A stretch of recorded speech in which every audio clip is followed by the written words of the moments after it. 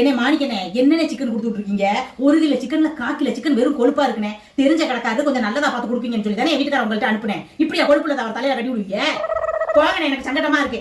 ஏய், கறியில இருந்தா அப்புறம் கொழுப்பு இருக்காதா? எதுக்கு அவரை போட்டு திட்டிட்டு இருக்க? இங்க பாருங்க, அவர் கோழி வெட்டும்போது கொழுப்புள்ள கோழியா கொழுப்புள்ளாத கோழியான்னு பார்த்து வாங்கணும். நீங்க பாட்டு என்கிட்ட பிராக்க பார்த்துக்கிட்டு இருக்கவோ அதை ஏமாத்திட்டு இருக்காரு. அப்பப்ப இதெல்லாம் போன் போட்டு கேட்டாதே நாளைக்கு அடுத்த வேலை இந்த வேலையை செஞ்சுக்கிட்டு இருக்க மாட்டாங்க.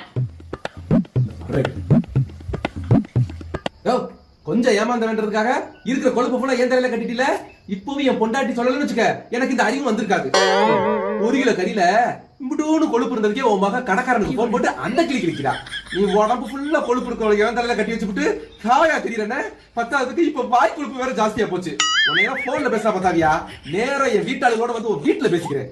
என்ன கொழுப்பு? நீ தானமா சொன்ன எதுவா இருந்தாலும் அப்பப்ப போன் போட்டு கேட்டுறணும்னு.